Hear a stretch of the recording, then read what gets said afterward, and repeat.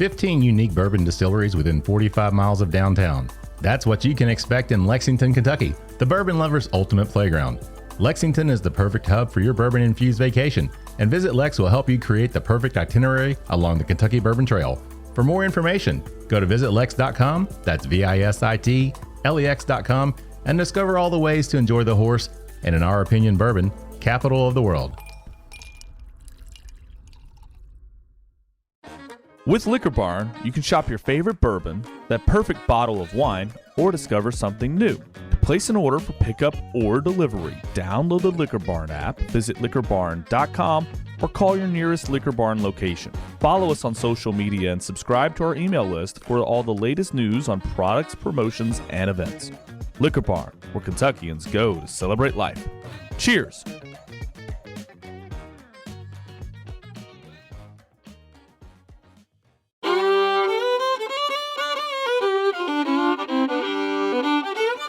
Welcome to the Bourbon Life Podcast, your source for all things bourbon.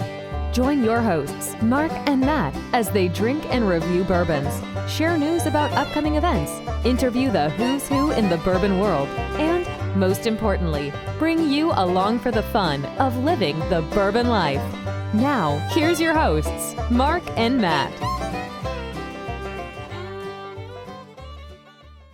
All right, everybody, welcome back for another episode of the Bourbon Life Podcast. I'm your host, Mark, and with me, as always, live tonight, actually on location tonight, it's my good friend, Matt. Matt, how you doing, man? Hey, Mark, I'm doing great. As much as I love the Bourbon Life Studios, this is a little bit nicer, I got to say. It's a lot nicer than my basement. Yeah.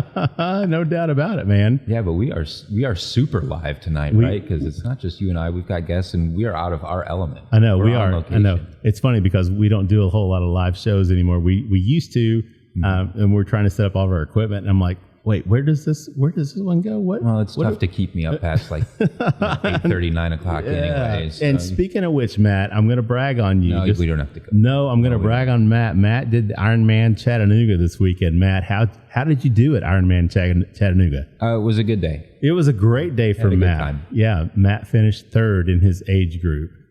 He finished 11th overall, I believe, 12. Right? 12th out of 1,600 competitors, right? 144 miles, usually 140.6, but Chattanooga has an extra 4-mile bike ride, right? Mm-hmm. So you did 116 miles on your bike. Yeah. Yeah. And you finished, 9:25? 9 hours and 25 minutes. Yeah. It's a long day. Long day. And not only that, but you also qualified for another race, right? Yeah, I was lucky enough to qualify for the World Championship in Kona, Hawaii. That's right. So next year, Matty boy is. We're going to take the show on the road. Aloha, everybody. There you go. The Bourbon Life from Hawaii with Matt. I see what drinking bourbon can do for you. It can make you not just an Ironman, but it can make you a successful competitor. Ironman and a Kona qualifier, Matt. Well, enough about Matt, right? Yeah. Hey, and I do have to say, we are the Bourbon Life Podcast presented by VisitLEX. So we appreciate their partnership, their sponsorship, everything that they do for us. And because of them, actually, we got this show together tonight. So I'm really excited. We met our guest. I've met them a couple times, actually. Met them at Total Wine here in Lexington last year when they first released their product. So we're excited to get them on the show. We also have to thank all of our other sponsors. We really appreciate everything that they do for us. And with that said, Matt, you want to tell everybody who we have with us tonight?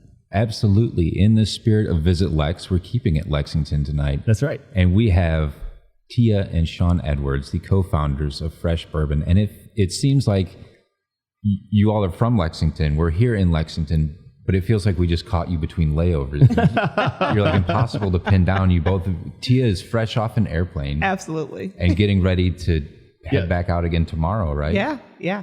We'll be in Tennessee tomorrow doing a tasting, and then we'll be headed out for a cousin's wedding for the weekend. So wow. And you just got back from Richmond, right? I just got back from Richmond, Virginia. Like my flight landed at 7:25. Yeah. So and you came less than an here. hour ago. Just an hour. Here we are. So Yeah. anyway, welcome to the show. Sorry. Thank you for having us. No, thank you for having us at your place. Yeah, and we're at your place, which we're on the road. Yeah, so that's right. That's awesome. So we're in downtown Lexington. Mm-hmm. We're on Main Street, East Main Street. What's the 377? 377 East Main Street. Yep. Yeah, so this is a great facility. It's beautiful.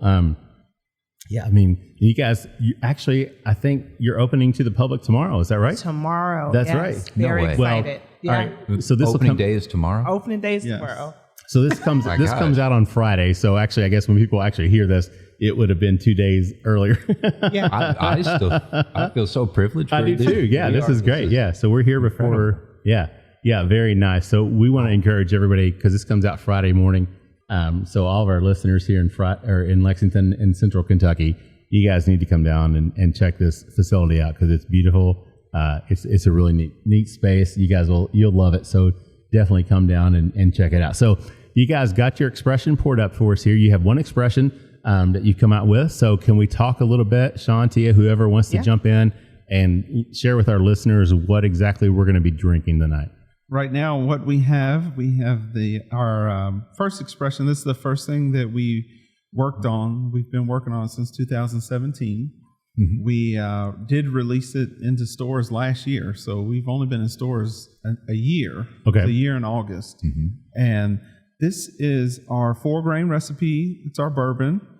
It is distilled pre-prohibition style. We use multiple size barrels, so everything from 6.3 gallon barrels all the way to 53 gallon barrels. Okay. And we blend them for this recipe, this gold medal winning recipe. Very nice. Mm-hmm. Wow. The 4 grains we operate with, of course, corn, but we're using honey malt. We're the only bourbon in the industry that we know of that uses honey malt as a second primary grain. Okay. A lot of time, I'm sorry, babe, people don't realize exactly what honey malt is. Sure. You all know what honey malt is? I was just going to ask you, actually. I was going to say, that is a question because I did my research and I knew what your mash bill was. Yes. So that was going to be a question, but let's go ahead and jump into that one. Honey malt is malted barley that malts to a point where it has honey notes to it. Oh, so okay. Similar to other bourbons, they've used the chocolate, they've used chocolate notes. And right. But the honey malt is a proprietary grain that comes from Canada.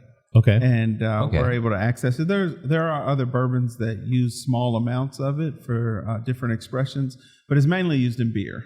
A lot of people use it in beer. Gotcha. And you guys it's 20% of your mash bill, right? Yes, our second primary ingredient for our bourbon. So here's my notes: 60% corn, 20% honey malt, 10% malted wheat, 10% malted rye. You got it. Is that right? All right. That is it. Wow. Matt, my notes paid off tonight. See, you makes fun of me all the time for having notes, man. I never make fun of you.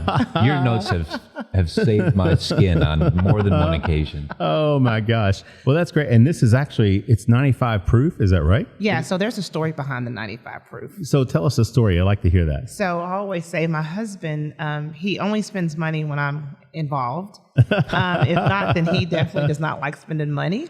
So we had a team meeting trying to decide which one would survive a cocktail and also be great neat. Okay. And so we found that the lower the percentage, the more it got lost in the cocktail, even though our flavor profile is absolutely amazing and survives very well. Yeah. Mm-hmm. But Sean was pushing for around 85%. 85 proof would be, really, it's a greater value, Yeah. So from a value perspective, sure. Yeah. Because you can obviously have more bottles at 85 proof. Yeah. But Tia said, I said, absolutely not. Yeah, there you go. Sean calls me top shelf Tia because I do like to drink. I'm not an alcoholic. Let me give a disclaimer. Not by any means. We're just going to lay that out there. She is not an alcoholic, right? Not at all. But I like to taste what I'm drinking. Well, sure. Yeah, it's market research. It's exactly. If you want to get scientific, and especially with if you have a good product. Right. Right. Right. I don't like drinking juice if I have a cocktail, right? Don't fill it up with cranberry juice or whatever they're filling it up for the chaser. I want to taste my alcohol that I'm drinking, especially with my bourbon. Right. Mm-hmm. And so 95 was like the sweet spot for us. Okay. Yeah. Well, for you. Well, yeah. No, it actually worked out. If it's for me, it's going to have to be for him. Look, I've been married 22 years, Sean, so I understand, all right? You say 85, she says 95. It's 95. It's 95. There's no see, I thought you were going to say it had this funny story because Sean ranks like a 95 out of 100 on your scale. So that's why. He's 100. He's 101, right? He's my hunk of 100. There you go.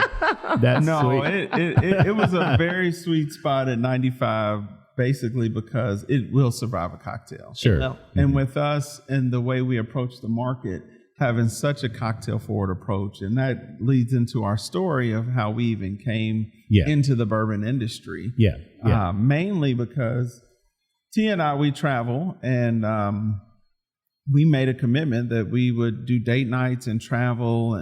And when you travel, you tell people you're from Kentucky. They know 3 things about Kentucky. They know horses, they know bourbon, and they know Kentucky Fried Chicken. And you think it's basketball. But I was going to guess basketball. Okay. Yeah, but it's not, right? Yeah, like in Jamaica, they don't care about. they like the chicken in Jamaica. Chicken. Yeah, there you Kentucky go. Fried Chicken is the largest restaurant in Montego Bay. And they go there for special occasions. Yeah. You know? And so, no, we found, we enjoyed bourbon, of course, but we enjoyed it, different ways. And it's interesting looking at it from 2022's perspective. But in 2017, when we first entered the market, everybody, and even still today, a lot of bourbon aficionados will press one expression on you, one approach to drinking bourbon, only neat. Yeah. Mm-hmm. And Tia's like, we would go bourbon tours, we would go on them, and of course, there was a lot of wood. There was a lot of, it felt like men sitting around a campfire drinking whiskey. Sure. And Tia's like, I don't like campfires. I don't like dirt.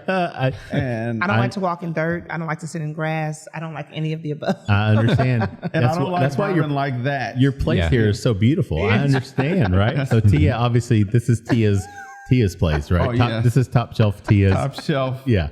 Everything top shelf. And that's kind of, how we looked at it. Tia, we looked at the industry and we were like, man, Tia's like, I would like, to have bourbon in a cocktail. Right. And people not look at me crazy. Mm-hmm. And we were like, yeah, that's a fresh approach.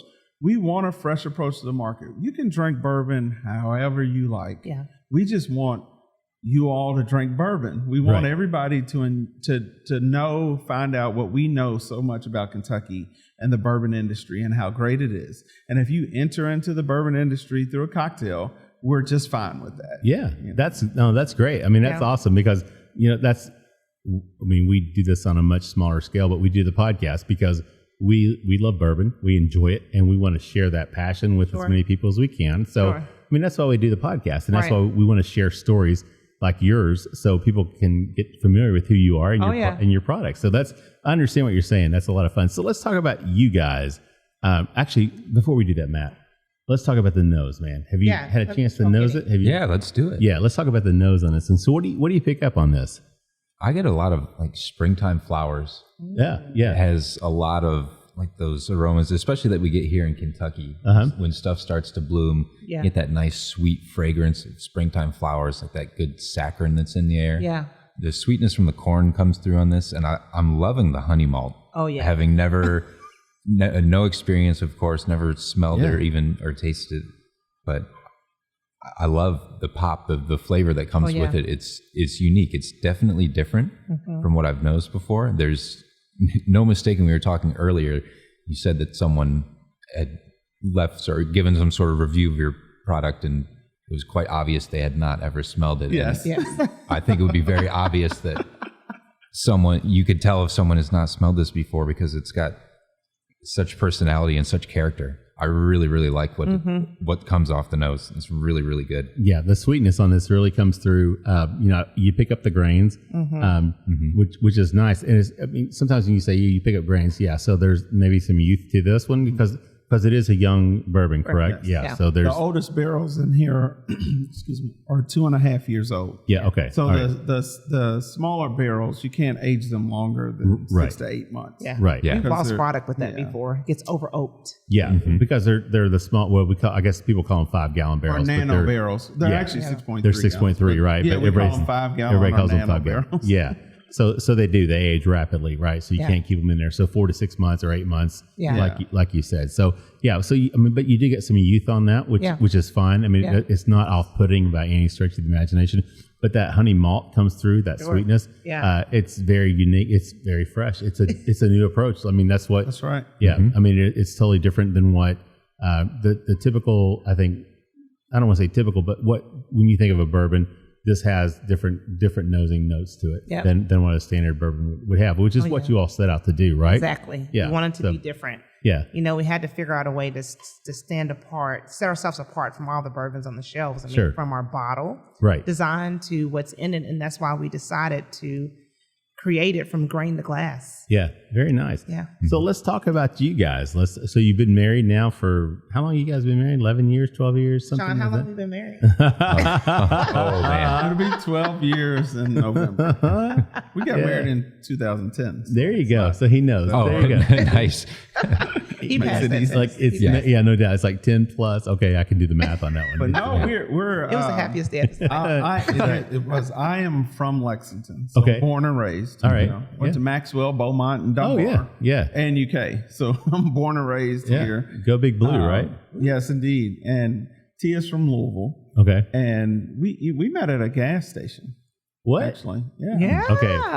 All right. So you're going to have to go ahead and tell us that story, because you can't just tell us that. Yeah. And so we need to hear that story. So we had, during that time, I guess 2009. Yeah. And I had been in a long relationship, and I got out of that relationship. And I had been in a relationship and had gotten out of that relationship for about a year. Okay. Yes.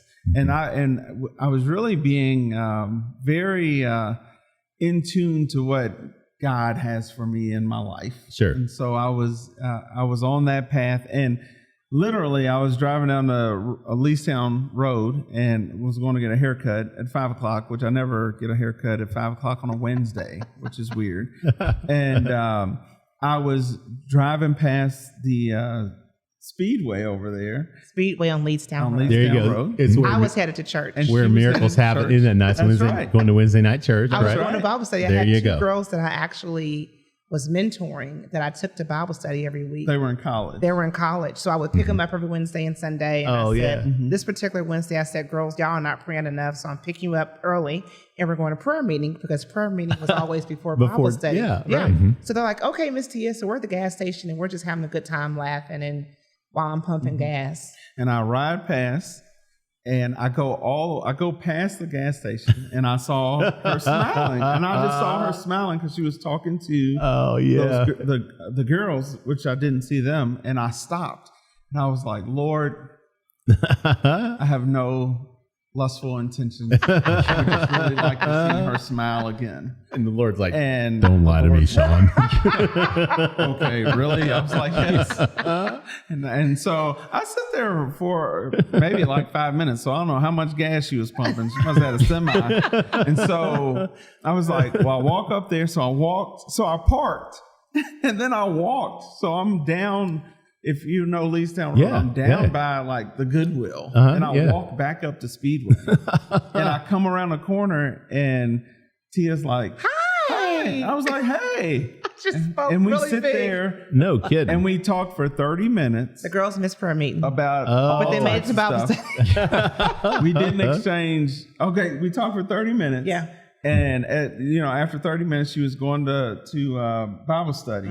So I was like, it was good meeting you, and talk to you later. He just walks and I left away. away. And I walked away. And I get in the car, and the girl's like, Miss Tia, who was that? I was like, I have no idea. Oh my God. I have no idea. All right, so you've seen the movie Hitch, right? Where Yes. Will Smith walks into the bar, he talks to her, and he makes that impression. Yes. But then she's like, "Oh, and I guess at that point I'm going to be so impressed." He goes, "No," he goes, "because you really wouldn't be," and he just goes away, Yes. and he walks off, and she's just like, "So you pulled a hitch." That's right. You're like, I'm laying it all out there. I know what you're thinking, and I'm just going to walk away, and that's it. Well, I wasn't there for that. So Right. So, remember, I had just sit there and prayed. That's right. That's right. And So, I was like, I wasn't there for that. That's So great. No, I that's wanted to see awesome. the smile. Saw a smile. We talked. very nice. And I left. And then we were, so it was days, I guess a few days later. And I was telling my cousin, and, my cousin, like, most people or some people, they have the phones where it's louder in their ear and everybody else can hear what they're talking about. Yeah. So he's in the car with his wife, and I was telling him, hey, I met this beautiful young lady at the gas station, and, had a great conversation, and she goes to this church, and And his wife was meddling in the conversation. Thank God she was meddling in the Yeah, that's conversation. right. Yes. And she was like, I know her. That's Tia. That's Tia Williams. That's not her car. That's a Saturn. She doesn't drive a Saturn. She drives Lexus. That's her She work told all car. my business first of like, all. so he all this knows. stuff. And so I was like, oh man. So I had her name. Yeah. And so I DM'd her on Facebook, and I was like, thanks for the conversation. It was great talking to you. Yeah. And we did that. And we talked on Facebook No for kidding. a month. Look, I would literally like type the messages in Word and cut and paste it into Messenger. I'm telling you, they're books. I mean, like we're writing like a lot That was of crazy. information. So Before we he did even that. asked my number, I would be like, when is this guy going to ask for my number? And it's like, come on, what are you doing? It's like, God, I don't know what you're telling him, but can you just tell him, Sean asked for her number? But of course, I wasn't going to say it because he's the guy, Yeah, right? absolutely. Right. So yeah. So we did that. I mean, we met in July, Okay. and I think I got her number late August. Late August, yeah. Wow. And Yeah. so we talked, and then we went on a couple of dates, which was interesting because our vice president of branding, we met him, and he's the one that introduced us to the bourbon industry. Oh, really? Yeah. Okay. Yes. All right. And I don't know if it was OBC It at wasn't that time. OBC It was then. It Harry's was Harry's at that Okay. time. Yeah. We met him But- at yeah. OBC. Yeah, but that was our first date. But we had met him at that restaurant because we liked going there because that's where we had our first date and everything. Very nice. Very nice. So yeah, and then we So you're from Kentucky or from Lexington, and Yes. obviously you went to UK, right? yes, So what was your business or business management. Awesome. And Bachelor you're of from Science. Louisville. So I'm from Louisville. I went to Central High School, National Career Academy, the same high school that Muhammad Ali went to. Oh yeah. Okay. Born and raised in Louisville and came to Lexington, University of Kentucky. And How'd that go over? Going from well, Louisville my to dad UK? almost like passed out completely. Yeah, no But doubt. Season ticket holder. my dad is a season ticket holder. Oh no. Oh, Like yeah. literally, like he was like, "Are you kidding me?" Oh yeah. But so I graduated from UK. My major was integrated strategic communications. I don't even know what that is, but Most that people sounds do not. it's So super impressive. It's very interesting. It Yeah. has PR, marketing, Oh, okay. communications, all in one degree. So that was business then, like Gatton School, or Well, was no, that it's not in college communications. Oh, communications. Yeah, Okay, all right. yeah. So it just gives you like you can focus, and also had advertising in it. So you can look at these 4 different careers, and you can focus Oh, on right. whichever one that you really was interested in. Yeah. But also, it gave you an opportunity to see, oh, I don't want to do that. Right. If you tried Oh, one of yep. the areas. Right. Mhm. So I really loved that degree. It was an awesome experience. I got to give a pitch, an advertising pitch at an advertising firm downtown Yeah. very Lexington nice. right before I graduated. And So so then- that was a great experience. So after graduation, and before you all met, I mean, what were you all involved with before the industry, and then what got you into the industry? Yeah, so me, I have from college many moons ago. I can tell you right now that there were many, many more moons for me than there obviously were for you at college. So. Yeah, but I did pharmaceutical sales, worked for Merck Okay. Company right out of college. I did that for 5 years, and then of course I was laid off with a lot of other pharmaceutical reps. Sure. And I started with Thermo Fisher Scientific. Fisher Healthcare is a division that I've worked for. I've been there almost 17 years. Wow, Yep, I'm a district sales manager. that's great. Yep, so that's what I was in Richmond, Virginia for. I was traveling with one of my reps. So you're like Matt and I. You work a regular job, right? Yes. And Sean, I think we talked on the phone. You're like, because I was like, we need to record in the evening because Matt and I work regular jobs, and you're like, yeah, so do we. Hey, they call me Jamaican. I love Jamaica, and because I have multiple jobs. So I've been an entrepreneur. I've owned a lot of different businesses, but at this time we do own a dry cleaners. We own a small family-owned dry cleaners. We've owned it for 22 years. Oh, okay. And we have a construction company. Okay. We do general contracting. Okay, here in Lexington. Here in Lexington. Yeah, very nice. I always call Sean a serial entrepreneur. I mean, he is an entrepreneur at heart. That's just what he loves to do. He really loves helping people. Uh-huh. Like he loves giving people an opportunity to have a career or to do something different. Okay. And he's very passionate about it. Like that's one of the things I love about him, because he truly sees someone and just thinks, how can I help them be great? Very nice. And I love that about him. Yeah. He's genuinely a good guy. Very, very cool. Did my best. That's nice. Well, I'll tell you what, we're at the end of round three, or round one, round three. I'm already done, right? Man. Man, oh man, how many drinks have I had here tonight? All right, so let's take a break. Okay. And get a word from our sponsors, but we'll come back and we'll pick up with that story when we move into the history, the story of the brand as well. Sure. So everybody sit tight. We'll be back with more with Sean and Tia Edwards from Fresh Bourbon in just a minute. The Stave Restaurant is a bourbon lover's paradise right here in the heart of bourbon country. Located at 5711 McCracken Pike in Millville, Kentucky, between Castle and Key and Woodford Reserve, Chef Kyle Klatka prepares amazing food each day that features an elevated Kentucky-inspired cuisine. With a full-service bar, great bourbon flights, and signature cocktails, the Stave is the perfect place to catch up with friends after a fun-filled day of touring the local distilleries. Be sure to check them out online at thestavekentucky.com or at Instagram and Facebook at The Stave Kentucky. Three Chord's line of whiskeys embody the spirit of creativity. The whiskey is a true collaboration between producer and composer Neil Giraldo and master blender distiller Ari Sussman. The Three Chord team of expert blenders, coopers, and sensory professionals have developed a multi-step process they call Perfectly Tuned Taste.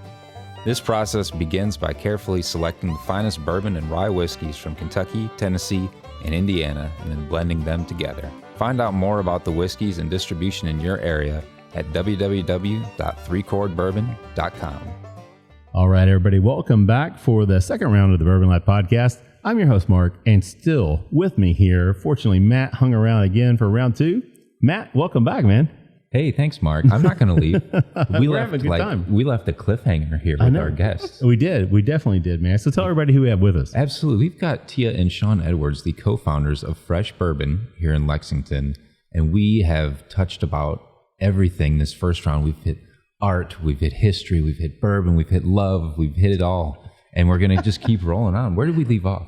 That's right. Well, we were talking about they were married, how they got, what they did in their past. And then, so let's talk about you. So you got married, right? And you've been married almost 12 years in November. Yeah. So what was it that got you all, what made you say, hey, you know what? I think we want to start a bourbon brand. Yeah. So can you talk about that? I mean, what led to that? It all started with a dream. Oh, okay. Oh. Nice. Yes, it was a dream. Was it a nightmare like Freddy Krueger type of dream? It was an awesome dream. I literally one day, because I have owned businesses, I own a dry cleaners, and one day I was just tired of people. And I was like, Lord, I need a product. Amen to that, Sean. I can relate. I was just so tired. I was like, somebody was trying to tell us that, something about an outfit that they had got cleaned somewhere else and they bought it to us and they didn't realize that the other cleaners' tags were on there. And they were trying to get me to pay for something that somebody else did. And I was like, okay, Lord. It's got someone else's name right across the Really? Yeah. Like on the it's team. crazy. Oh, I'm gosh. like, Nuts. Lord, I'm tired of people. I need a product.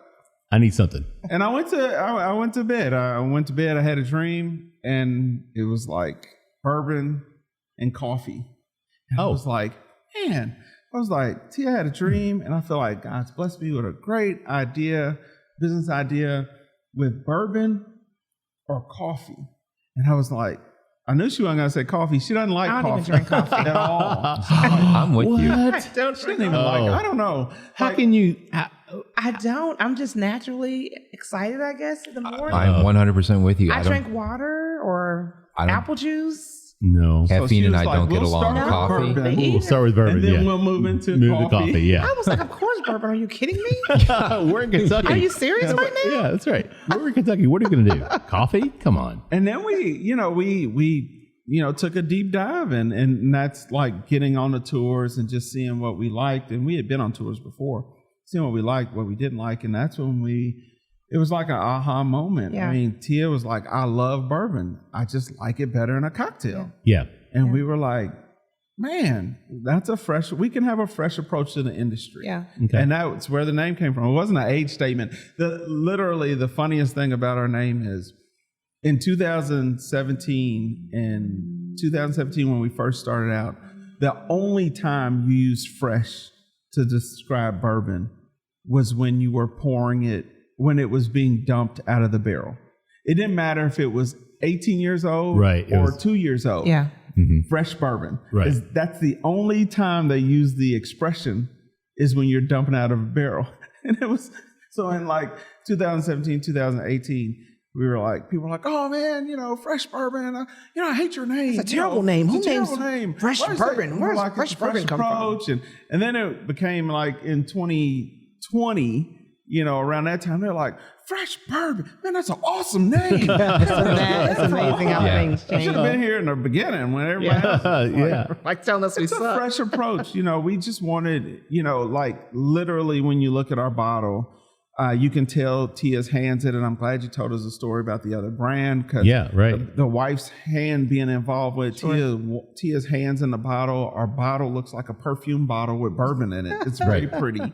And you could tell that. So, we wanted Tia involved from the flavor profile. We were doing something else. So we named our brand Fresh for a fresh approach. And then we were like, the number one thing that we did when we were trying to figure out the grains to go into bourbon, because we didn't want to source traditionally. Right. Like just go to, some You don't want to go to MGP and buy a bunch of barrels. And there's be nothing wrong with that. Well, That's just not what we wanted to do, because we really wanted to build a product and a brand that was our authentic self. Sure. Mm-hmm. And from what's in the bottle to the outside of the bottle is really what we have created. And as a woman, it means a lot to be able to do that in this industry. Sure. Because it's not seen very often, Not right? at all. No. Like he actually this is a husband that listens. What about that?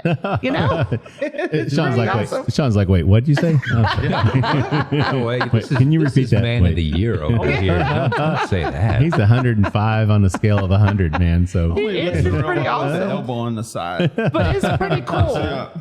Because a lot of tastings that we do, women are so amazed. I cannot tell you how many people that come up, women that say, I hate bourbon.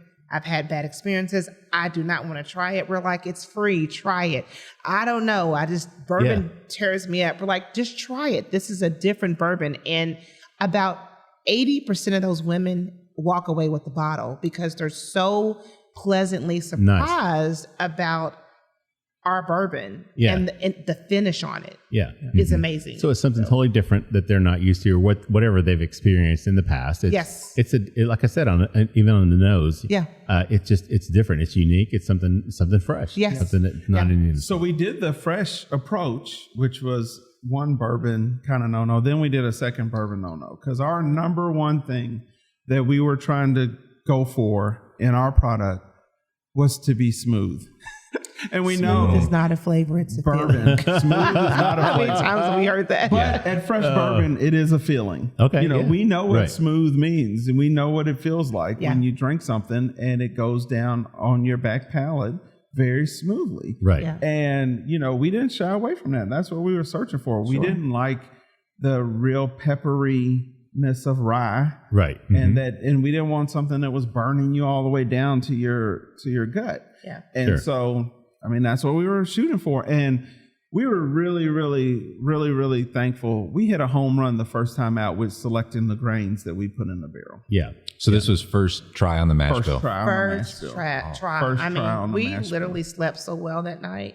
Because we drank a lot, but it's a home run, as Sean said. It's amazing how blessed we were in that. Yeah. So earlier you said that you guys had traveled and you talked, people want to talk about Kentucky. And of course they want to talk about horses or fried chicken or bourbon, right? So obviously that played into it. So you had experiences going out and people were they asking your opinion about bourbons, or what was the general conversation? So for us, we got married a little, not too much older because we're still teenagers now. Right. I was going to say. We're still in our early 20s, but like 19, 20. We got married a little later in life. And so Sean had 2 children that we continued to raise. And so we decided when we got married that we would travel.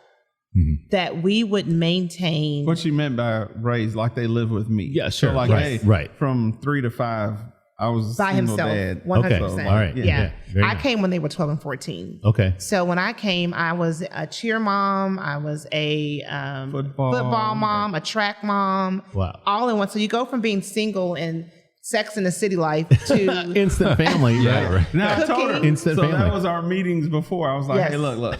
Okay, my kids don't leave. Like, Yeah, they don't go anywhere on the weekend. They're here in the mornings, all the time. Yeah, when I came and we start building our relationship, they're like, "Can we call you Mama T?" Okay, no, that is not cute. Mama T is not cute. I feel like I'm a rapper. No, it's just like not at all. But I love them dearly. They are our kids, and we're so proud of them. We Awesome. have one's an architect. Wow. At Gray Construction, and the other one's at VCU working on her master's degree. Wow, very And then nice. we have a 10-year-old that thinks she's 20. So we have a very interesting household, but I digress. We decided to date and travel. Yeah. Always date each other, not get lost in it, because we were so heavily involved in the kids' activities, right? That we wouldn't get a chance for each other. So in that, we traveled. We would do weekend trips to Nashville or Atlanta or different places. We go out of the country every year for our anniversary. Very nice. Somewhere out of the country we have to go for our anniversary. And so in that, we would just ask the questions. Yeah. Yeah, and you ask 10 people. This is where the brand came from. And we're just thinking, you ask 10 people at a store, at a restaurant, a bartender, you ask 10 different people, hey, what bourbon do you recommend? They're going to give you 10 different answers. Yeah. Automatically. Right. Yeah. And everybody in bourbon was playing for like the old, like they had been there. Even though they just started their brand, they had planned for, my great granddad pulled a rock up out of the river in, the holler, and all of a sudden the spring of brown water came out. And like, okay, really? You just started that. Like, come on. So we said, you know what? We really do love Kentucky. We really do think that people really do not know how good it is in Kentucky, how well how many, from Louisville to Lexington, Paducah to Eastern Kentucky. My family, we had family reunions in Buckhorn Lake because my family's from Hazard. My grandmother was born in Hyden. Okay. And I'm saying, like, people don't even know how beautiful Kentucky is. So we were like, man, people need to experience Kentucky, and they do that a lot through tourism. And so we said, we're going to answer that question. We're going to be the answer to the inevitable question. What bourbon do you recommend? Start fresh, finish wherever you like. Yeah. And that's the way we roll. That's the way we look at it. Start fresh.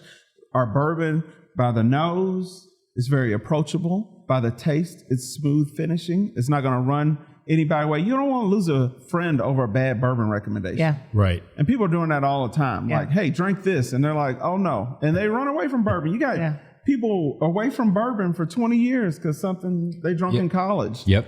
Because of that one time. That one time. Right. Well, that's what you were saying earlier. That people are like, the women come up and are like, no, bad experience. Yeah. Don't want to taste it. Don't want to do anything with it. Don't want to have bourbon. Not at all. So. And I think it goes with the expectation that you have to drink it a certain way. Right.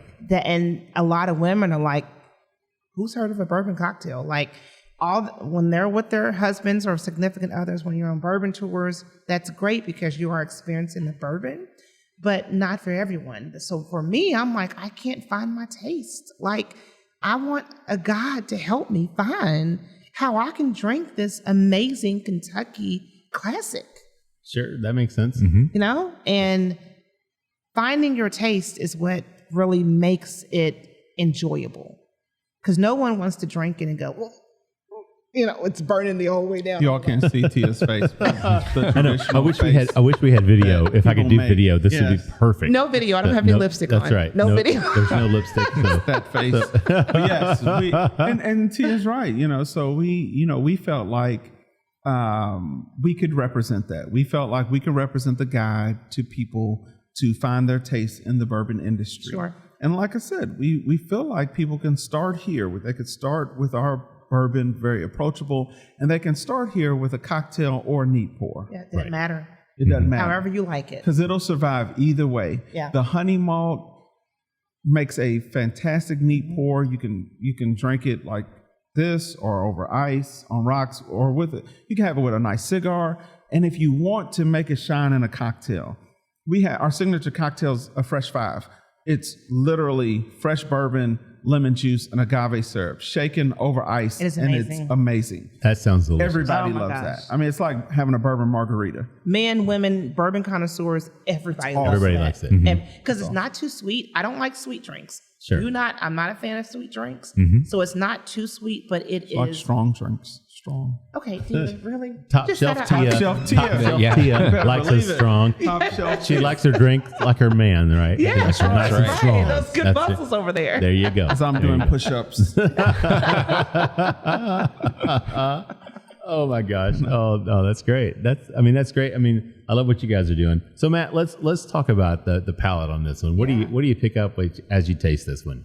There's a lot of sweetness right on the front of the palate. I think the honey's coming through right away. And then I get hazelnut. I'm getting like toasted hazelnut. Yeah, we've heard that before. Yeah. And like almost a little bit of graham cracker too. And then the rye comes through as because there is rye. Yep. Yes. 10% rye. It's malted rye. Yeah. Yeah, malted Yeah. rye. Okay. Yeah. Yep. It comes through as like a really herbal, like nice lemongrass, fresh, bright. Again, like that springtime. Something of springtime really rings through on this. It's got like nice floral notes on the taste, and then there's the roastiness of the malt. We were talking, and you said, Sean, that it was either bourbon or coffee. I taste the malt. I taste the roasting in the malt in this. Yeah. Very much on the palate, but good, nice oily mouthfeel. Good tongue coating too. Yeah, and so this is non-chill filtered too, right? Yeah. Is that right? Right. Yeah. So we are getting those oils, everything that's coming through Yep. on that. So I was going to say, Matt, that's a good point. I was gonna ask that earlier. Yeah. But that makes a lot of sense. But yeah, that sweetness comes up. That's the initial thing you get is a nice sweetness. I still, when you were talking about the rye, I mean, I do get just a hint of spiciness still. Not much. It's not something that's overwhelming. Yeah. But on the back end of the palate, I do get a little bit of spice, which I enjoy. Yeah. But that I've never had, as far as I know, I don't think we've ever had any honey malt I've never had I know any. of. So it's a very unique.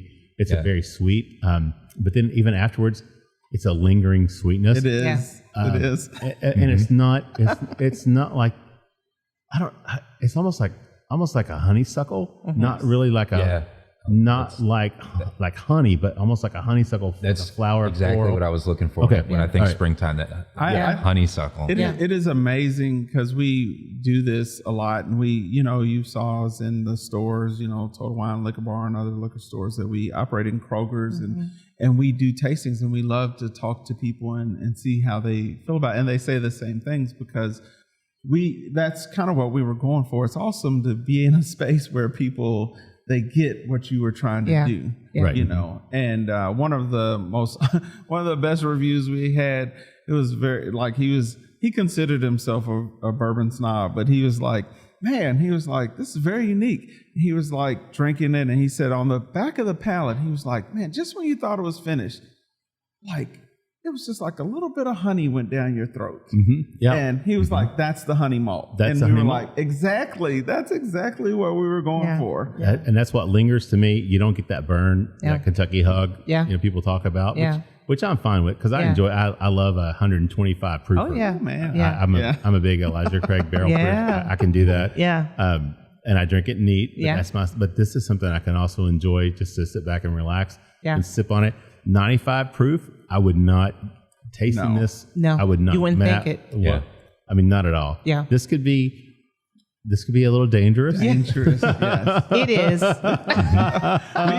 We've had a lot of people, especially, and we call our friends in the bourbon industry high proof guys like high proof guys and girls, that they like, Sure. but they are amazed at that part about it, especially bourbon aficionados. Yeah. A bourbon novice in the industry, they enjoy it because it's not running them away from it. They maybe drink wine, so they're very in tune to the flavors. But someone who's used to doing drinking high proof, they look at it and they're like, even though this is not to their proof, they still understand, man, this does not drink like 95 proof. Right. Yeah. It is that smooth going down the back of your palate. It definitely is. That was the one thing that struck me was that sweetness and then that lingering kind of honeysuckle flavor that's on the palate. But then just the ability to drink it and not feel any heat. Oh yeah. Like I said, I got a little bit of spice from the rye, just a teeny bit. I don't know, Matt, if you picked that up at all or not. I wasn't getting spice from it. Okay. For me, it just came across a little bit like just a touch of spice. But again, it wasn't overwhelming by any stretch of the imagination, but very, very easy to drink. And and I know people don't like to say smooth, right? But it is. I mean, but it is. It's smooth to drink. It really is. It goes down pretty easy, and very enjoyable. So talk about the mash bill. You kind of alluded to that earlier. So how was it that you decided that you wanted to do this unique 60% corn, 20% malted 20% honey malt. Yeah, I'm sorry. I have to look at my notes. Malted barley. 20% honey it's malt. malted barley, but It's honey malt. It's honey malt. Right. And then the 10% malted wheat and 10% malted rye. So how'd you come up with that? Were you working with someone a consultant that helped you do that, or was that? We worked with we had, when I talked to Tia, we knew that we didn't know a lot about the bourbon industry as a whole, and we felt like the ideal thing to do with us wanting to, jump in it and do it correctly was to build a team and to, talk to people that had experience in it. So we had worked with Tim Niddle at Distilled Living, and Tim helped us a lot. I mean, actually, the sensory portion of bourbon and walking us through, that was awesome. And we did that. In 2017, we went through a whole process. I think we tasted a lot of bourbons just to find out exactly what we were looking for. And then we just built a team off of that. And one of the reasons why we went to Hartfield and worked with them is because they did pre-prohibition style distilling. Okay. So working with a pot still with a column on top of it, so a batch still.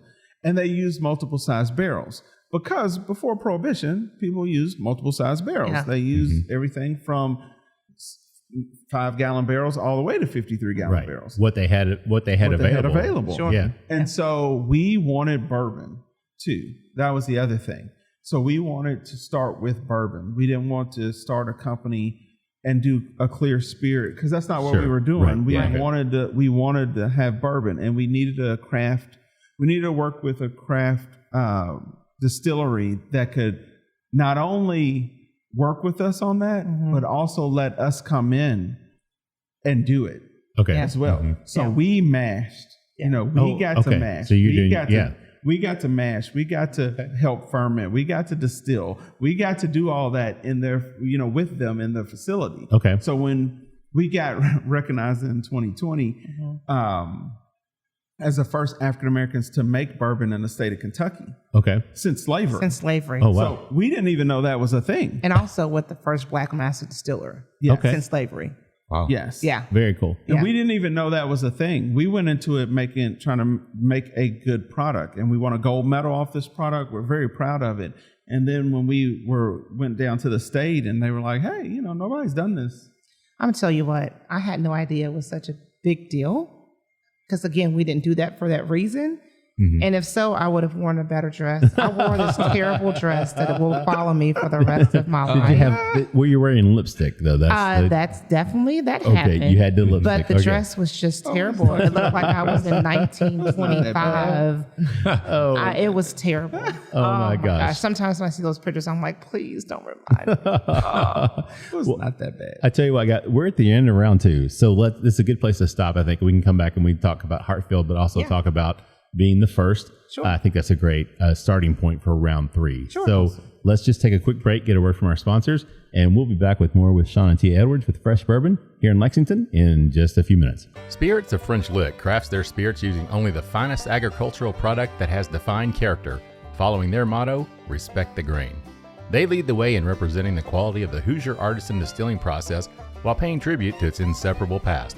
By implementing best practices from those early times, combined with modern touches, Spirits of French Lick has created a truly unique place in the industry. Spirits of French Lick products are distributed throughout Indiana, Kentucky, and Missouri, and can also be purchased online through Sealbox at sealbox.com. Visit spiritsofFrenchlick.com to learn more information, and make sure to follow them on Facebook and Instagram.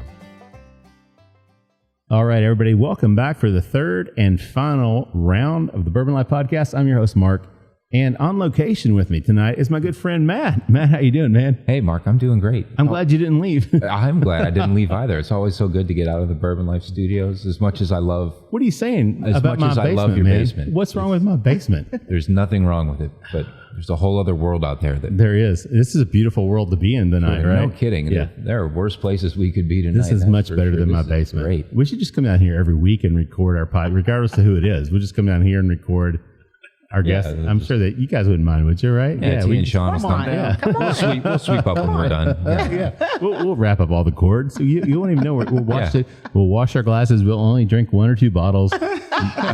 You won't even notice that we've been here, right? So, Matt, tell everybody who we have with us tonight. Absolutely. We have the co-founders of Fresh Bourbon here in Lexington, Tia and Sean Edwards, and they are back for the third and final round. They as stayed well. too. That's great. That's right. It's Yeah. their place. Stayed. They really had no choice. They could not leave because then They haven't kicked us out They haven't yet, kicked so us yeah, out, They, so. they are here as well. yeah. So we're pretty fortunate by that. But welcome back, you all, for the third and final round.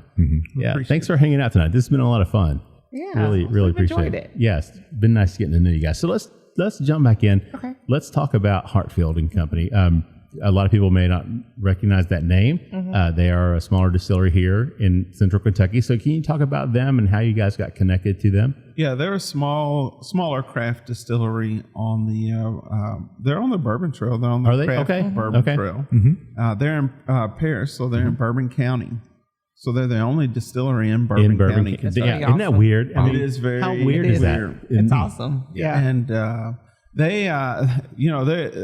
we met them through Tim Niddle. Okay. Yeah. And we went down there, and because we wanted, like I said before, to start with bourbon, and they were really working with the smaller barrels and the larger barrels, combining them for their product, and they had been doing that before we met them. So, and it was awesome. It's an awesome partnership. They allowed us to come in there and do some things, and actually be hands on with what we were trying to do. The other part about that too is because we were bringing a mash bill, so we're bringing a unique mash bill. So it's like, it's something different than what they did. They didn't have this mash bill, on the shelf or anything, Right. in the rick house. Yeah. And so it's been great. I mean, we've always entered into it with the understanding that we were going to build our distillery in Right. Lexington. Okay. And so with us opening our space up in downtown Lexington, that has always been the goal. And in the beginning, it was conversations because we could have, went ahead and got our DSP and applied and did those things, but we didn't want to interfere with the fact that they were the only bourbon distillery in Bourbon County. In Bourbon County. Like Yeah, that's a big thing. I mean, that's a big deal. And we didn't want it to be in Bourbon County at that time. We love Paris and we love down there, but it's a beautiful place. But we knew we were going to be in Lexington. Yeah. Okay. We feel like Lexington really has a lot to offer for tourists. It's a great town. It's fairly safe, right?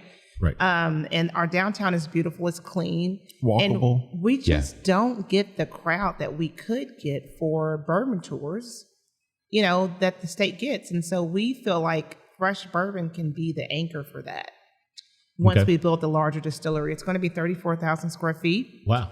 And it's going to offer unique tasting experiences. The tasting room is just an example of what we will do in the larger distillery. Okay. So these beautiful chandeliers I have here that are lined with Swarovski crystals, they will be 4 to 5 times larger in the larger distillery than it is here. Okay. The granite countertops, the porcelain tile, all those lovely details will just be magnified in the larger distillery. That's going to offer unique, fun tasting experiences. That's great. Yeah. Yeah. Top shelf Tia. Top shelf Tia. It's very pretty in here. And I'll tell you what, and people say, well, how about guys? I mean, guys know what nice is. I mean, we know what nice is. There's wood. So it's Right. like See that wood? there's African There- Kawazinga wood. There's wood. That's Paneling, right. There's wood that paneling. Yep. is that they use in luxury cars on the wood on the wall. But we also we did pay attention to the details. We felt like this is a prime example of what we did,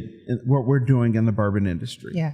we're downtown. We took an older building that's been here for a very long time. Yeah. That's got very good structure and very good bones. And we just put a fresh approach to it. We freshened it up. We added the Swarovski chandeliers. We added the porcelain tile.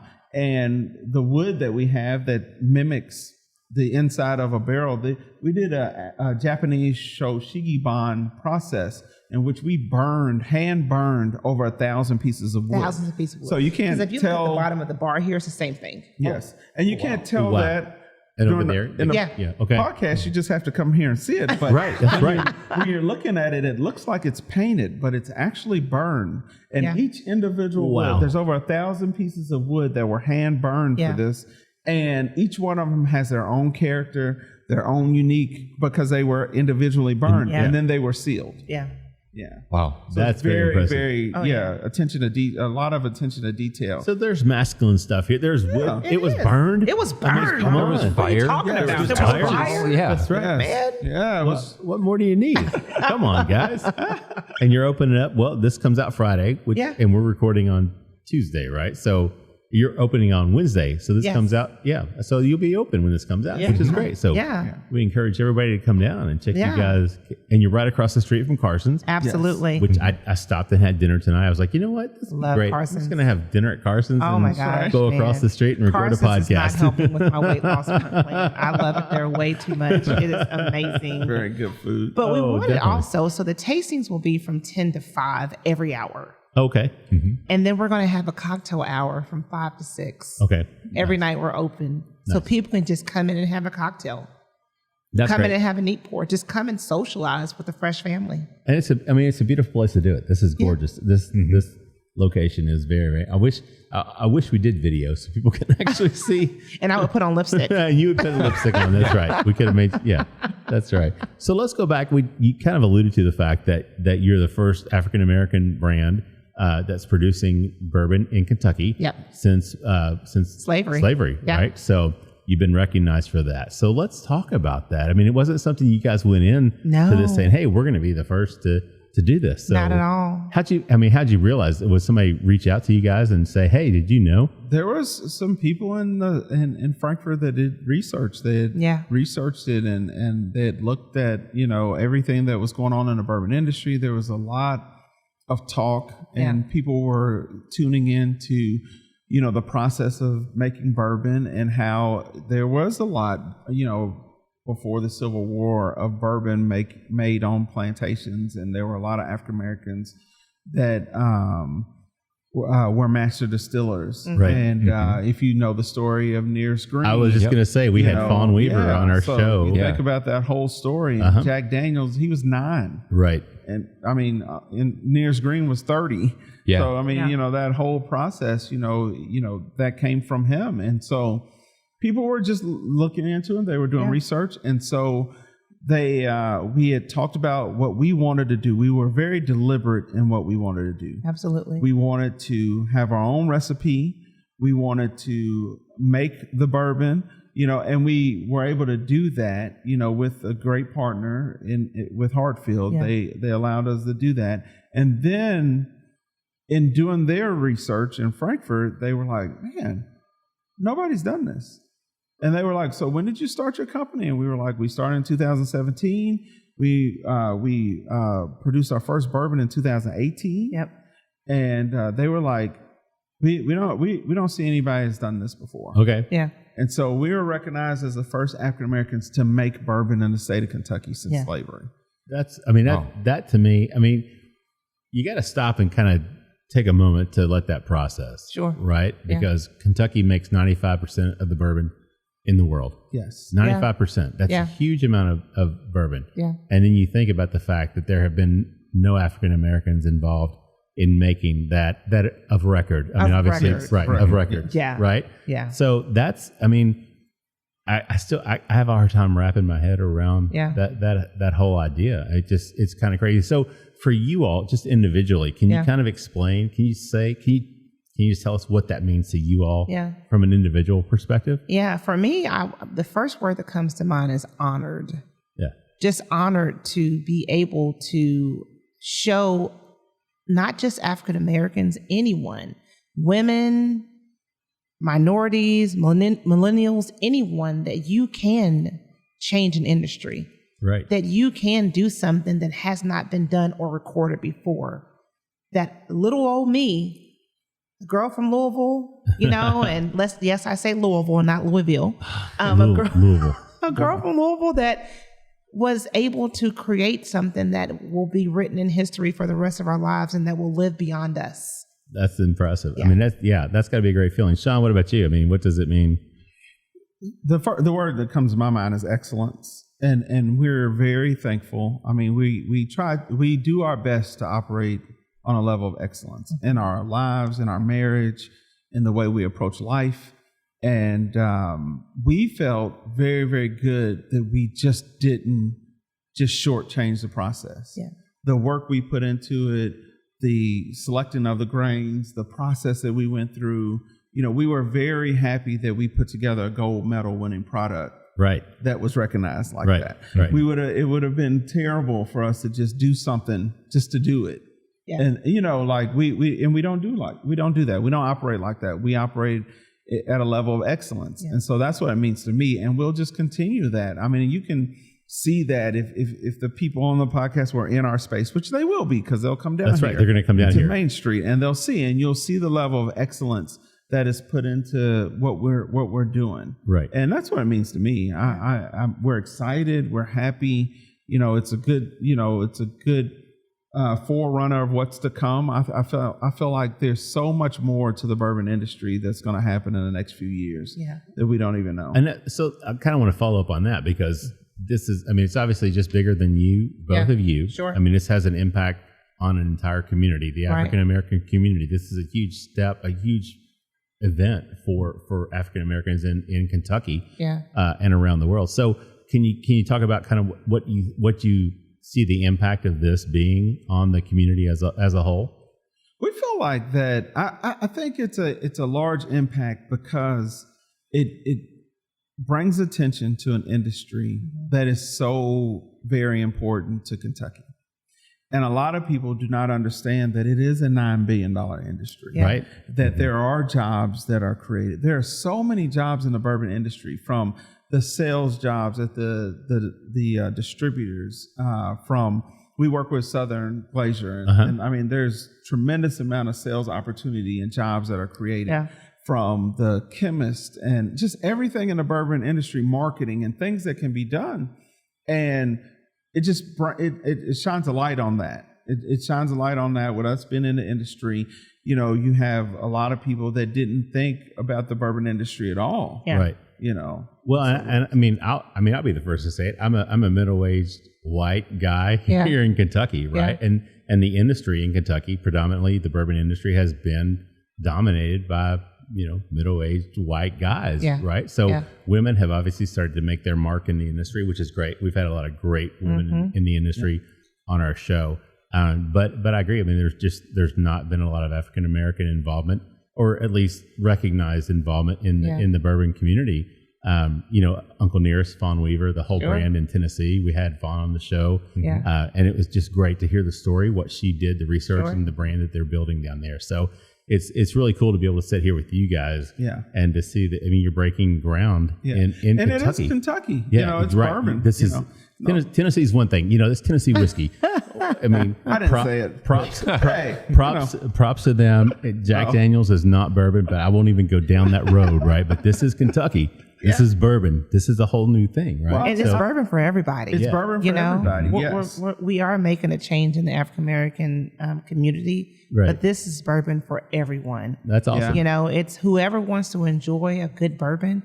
Fresh is where you need to be. And the thing about that too, when you look at the industry, and for the past few years, so many women have been wanting to taking part in bourbon. I feel like I've read a lot of research and looked at things, and women can be attributed to the rise. I mean, really, sure. When you think about it. And they're looking at the industry different. That's why we're excited to be in the industry because, of course, we have a secret weapon because Top Shelf Tea is here. That's right. And That's right. Understanding that, things that are nice and things that, it's palate elevation. There's so many people that have operated and drink tequila, or they're drinking and they're moving from tequila to aged tequila, and they're it's palate elevation. Yeah. So to elevate your palate. And that's what we do at Fresh Bourbon. Yeah. When you're elevating your palate, you come to the bourbon industry and you come over here and you start fresh and you finish wherever you like. And starting fresh with an approachable bourbon that's going to give you those flavors and bring you into the bourbon industry. And you'll probably never go back to the clear spirits. Let's hope they don't. That's right. I'm all for that. Yeah, I like what you're saying, Sean, because I think it would be really easy with the typical bourbon market and bourbon crowd to just say, all right, middle-aged guys, let's give them a ton of oak, let's make them feel manly. We want every bourbon to be this manly drink. We want oak, we want tobacco, we want leather, make it bold, make it burn, make it hurt, make it manly. But especially with women coming in, with different palates coming in, like you're saying, palate elevation, it's provided a lot more of a challenge. And it's great to see people that aren't just playing, all right, let's bring bourbon, those characteristics everybody loves, the caramels, vanillas, the oaks, give them a whatever age statement and 100 and something proof and call it bourbon. But to go about it a different way, to really challenge yourself, to come in and say, here's a different approach. We recognize not everybody wants to drink what their grandpa drank, what their dad drank. That's right. So here's something different. Let's work toward it. Let's bring a product that's that way. Let's bring a beautiful space like this that's meant to market to a whole other crowd as well, a different experience, just a whole other spin on everything you're offering to the industry. I think has been a great challenge, and you both have done a great job of it. And it's really, really great to see that, especially here in Lexington. Well, we appreciate that. We appreciate that. We feel like it's having a bourbon tasting where high fashion meets bourbon tasting in our space. Because, when you think about it, it's exactly what you said, and I attribute it a lot to people and the rise of people not just drinking wine, but understanding wine. And, and understanding, hey, I like New Zealand wine as opposed to this wine, and that is palate elevation. And I feel like that's where bourbon wins.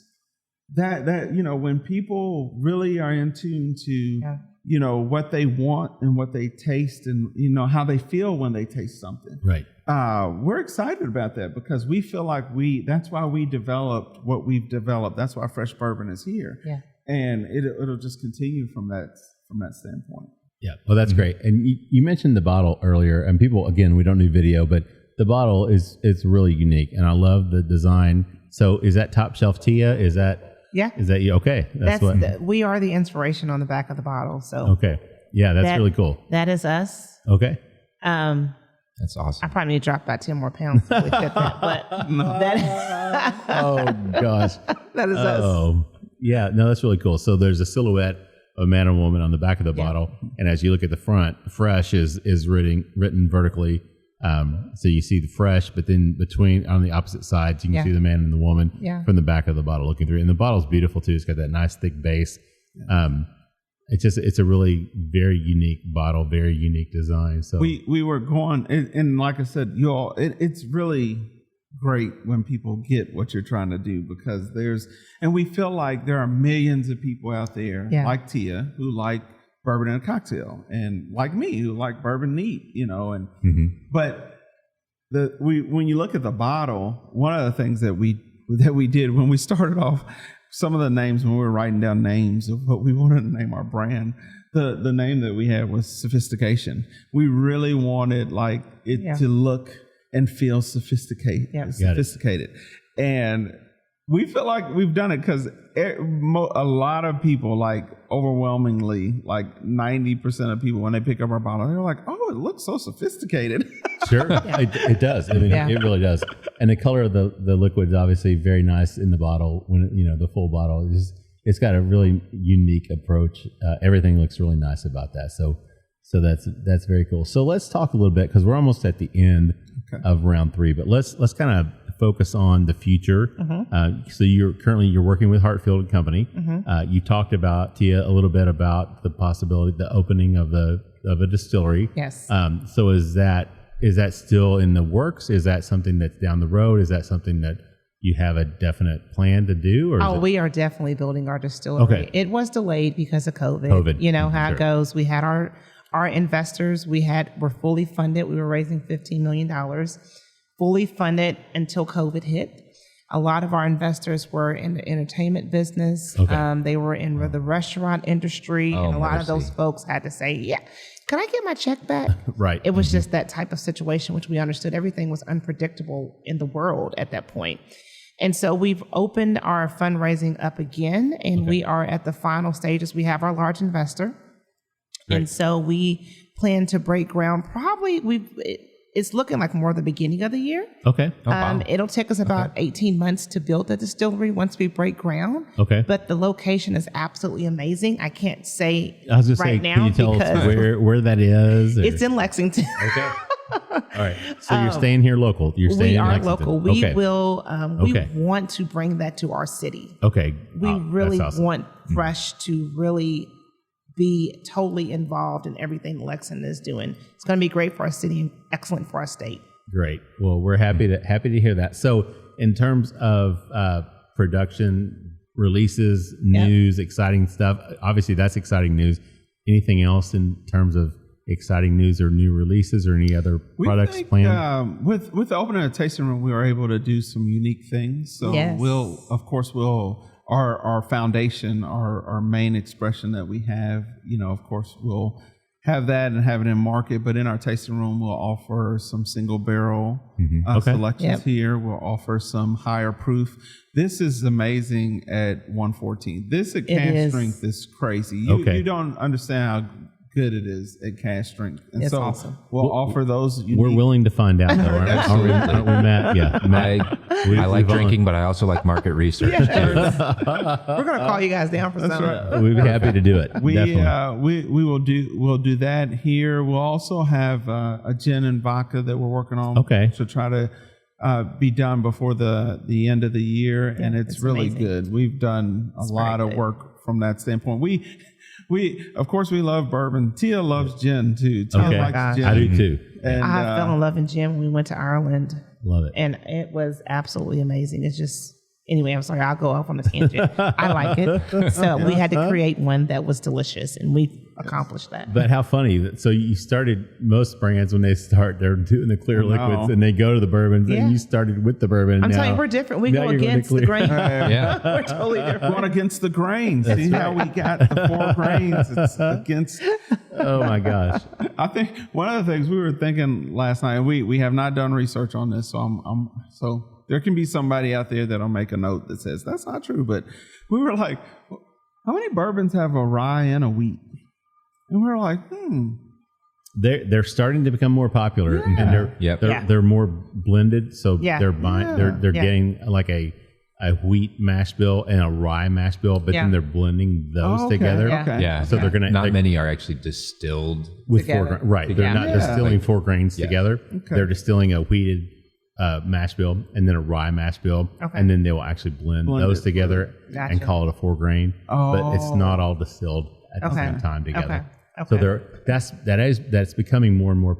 Yeah, I wouldn't say, well, there's not a lot, but there are more that are starting to do that. One of the things about the industry that I was going to say when we were talking about just what we were doing and the excellence level and palate elevation. The bourbon consumer is a very smart consumer. And the interesting part about that is they do like authenticity of what you're doing. Yes. That's why people turn around and they look at the bottle and they read the sides and they read the back. And they want to know, is it from Kentucky or where's it made at, really? And so we're excited about that. We're excited about the future as we grow. I mean, the barrels we're laying down, our 53 gallon, oh my gosh. I mean, what we'll have in 4 years and 8 years is amazing. Because here's the thing. We're the only distillery that has our mash bill in barrels in the rick house right now. Yeah. Yeah. So even if somebody wanted to copy you, they're 4 years down the road that's right. at a Yeah. minimum or Yeah. more, right? Yeah. That's So, right. That's right. Yeah, very cool. Well, we'll be back before then. Well, good. I'm excited about it. Most certainly. Yeah, we'll be happy to taste it along the way too, just to That's right. give you our humble opinion on it. Absolutely. You'll have to come and try again. I'd love to do that. I love gin. All right, guys. So Matt, final thoughts though on the fresh bourbon. What do you think? Well, we didn't do the finish.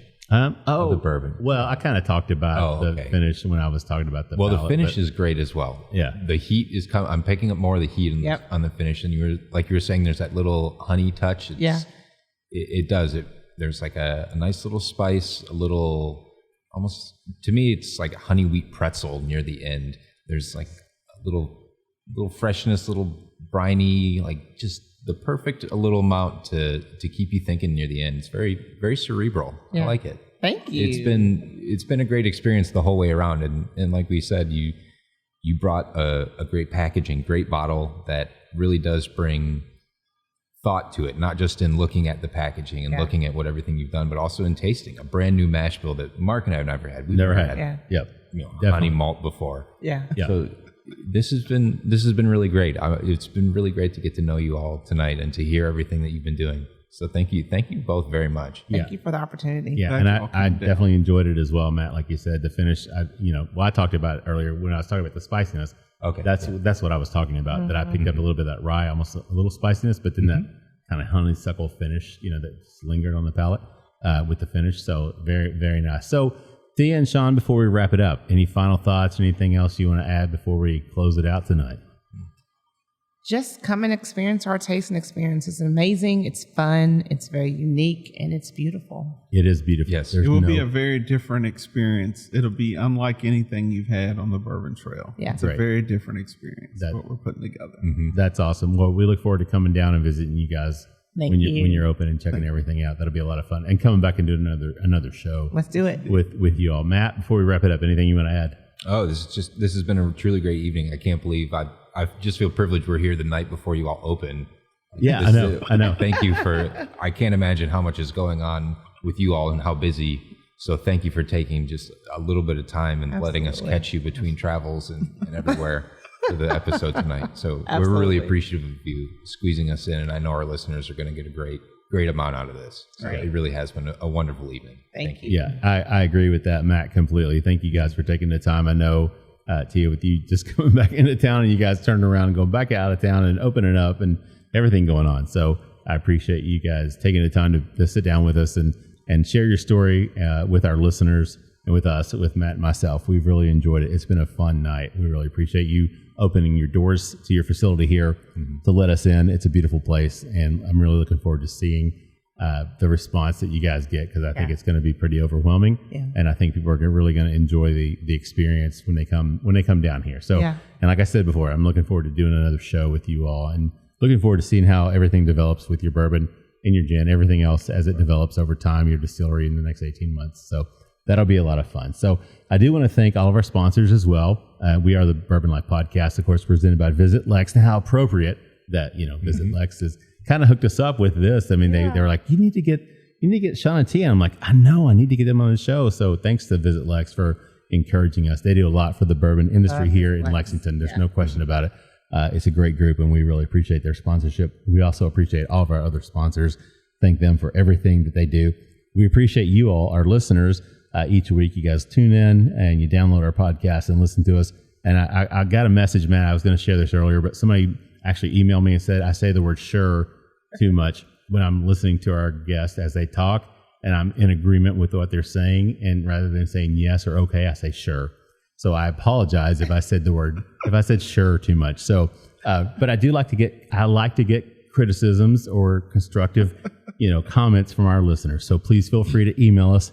Tell us what we're doing that drives you crazy. Because I say man a lot. I got that one. You say man too much, and you now say sure They too should much. just take a sip when you say it. It's a sip word. That should make it a drinking game, right? If you're listening to the podcast, and when I say man and when I say sure, go ahead and take a drink. Nobody will make it to round 3. Nobody would make it past the round one, Matt. Yeah. I mean, unfortunately.